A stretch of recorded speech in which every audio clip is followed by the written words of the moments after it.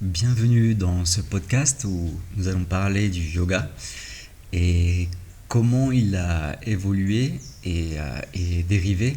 On va faire ça très rapidement, mais c'est juste pour remettre les choses en place quelque part, parce que beaucoup de gens à l'heure actuelle ont une image assez biaisée du yoga et on ne peut pas leur en vouloir parce que c'est devenu plus du pilates, c'est plus quelque chose du fitness, c'est une sorte de crossfit sans matériel, alors que le yoga à la base c'est simplement la cessation de l'activité des fluctuations du mental. Donc ça c'est la définition officielle du yoga par Patanjali. Donc c'est quoi le yoga? En fait le yoga ça veut dire union. C'est l'union du petit soi avec le grand soi, du soi avec l'univers, etc. Mais surtout, c'est la maîtrise du champ mental. D'accord? Donc la maîtrise des pensées et par extension des émotions et de toute perception mentale. Donc le yoga est une pratique à la base mentale, physique, mais surtout métaphysique. Alors pourquoi je dis ça? Parce que lorsqu'on pratique du yoga, même si tout type de yoga est probablement très bon pour la santé, pour le corps physique, pour la respiration, pour le cœur, etc., le but ultime, c'est vraiment de maîtriser ce qui se passe au niveau du mental. Et pour ce faire, il y a des techniques de yoga comme les asanas, d'accord, donc les postures, le pranayama, le contrôle de l'énergie vitale par le souffle, par la respiration. Après, nous avons des observances éthiques, les niyamas et les yamas, donc les choses qu'il faut faire et les choses qu'il ne faut pas faire, comme par exemple ne pas voler, ne pas tuer, voilà, les principes éthiques de base, simplement pour ne pas s'alourdir karmiquement, disons.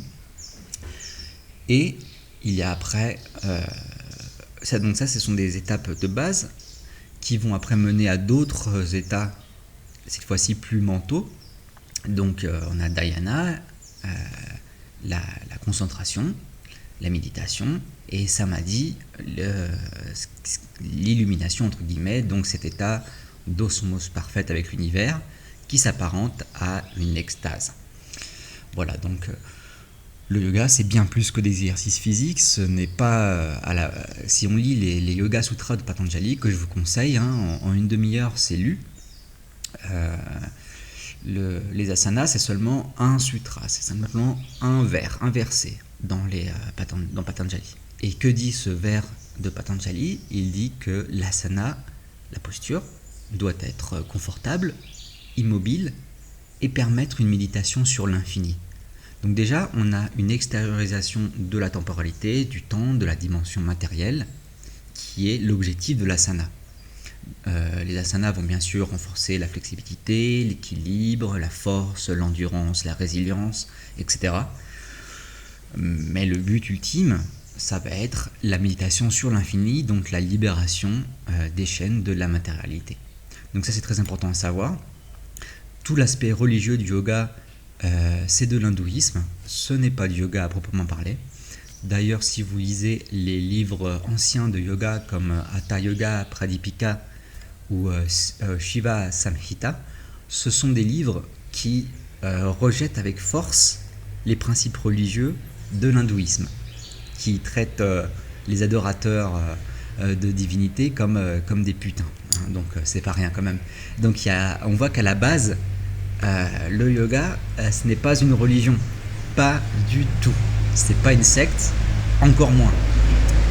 Parce qu'il n'y a pas d'adoration de divinité externe. D'accord? Tout ce qui est culte, rituel, adoration des divinités, Shiva, Brahma, etc., les mantras, les rituels tantriques, tout ça, machin, ce sont des trucs qui se sont greffés au yoga, d'accord? Qui l'ont quelque part un peu perverti, parce que ce n'est pas le but, l'objectif, ni l'origine du yoga, qu'on soit bien d'accord. D'accord? Donc, le yoga est un ensemble.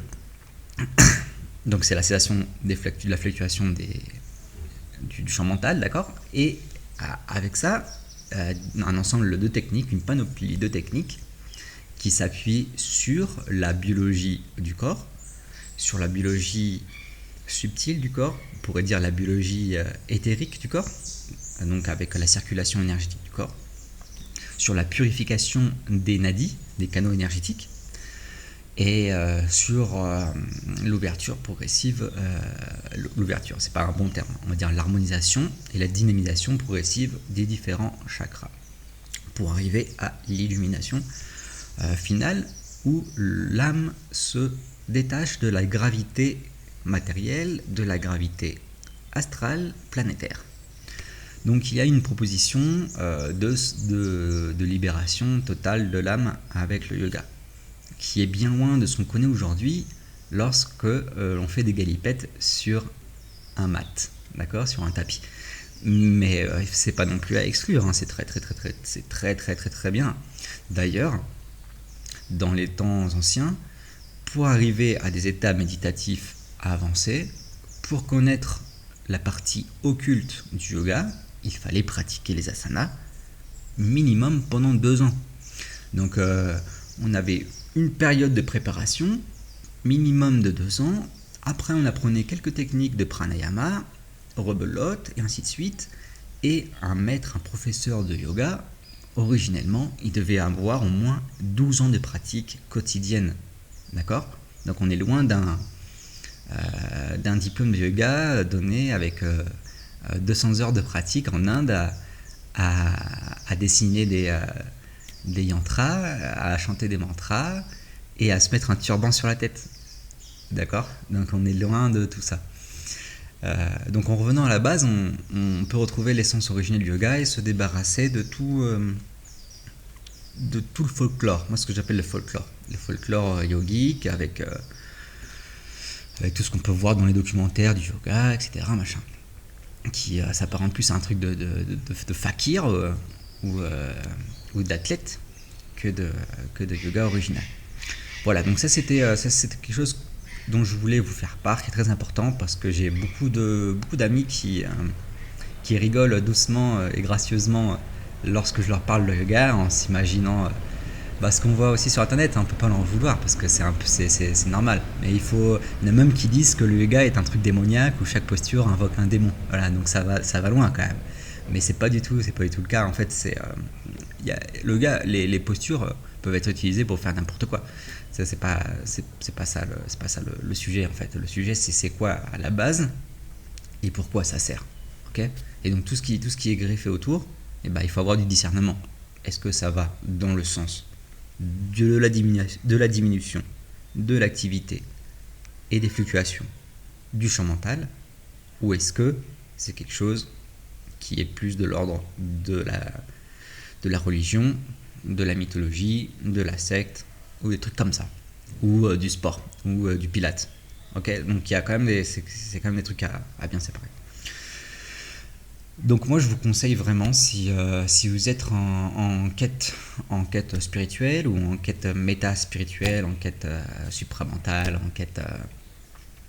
en quête occulte, si vous êtes dans un chemin dans l'occultisme, dans l'ésotérisme, dans la philosophie pratique et appliquée, de revenir vraiment à la source. Donc le premier livre à lire et à méditer, parce que c'est un livre qui va très très loin, c'est un livre qui fait exploser tous les concepts mentaux.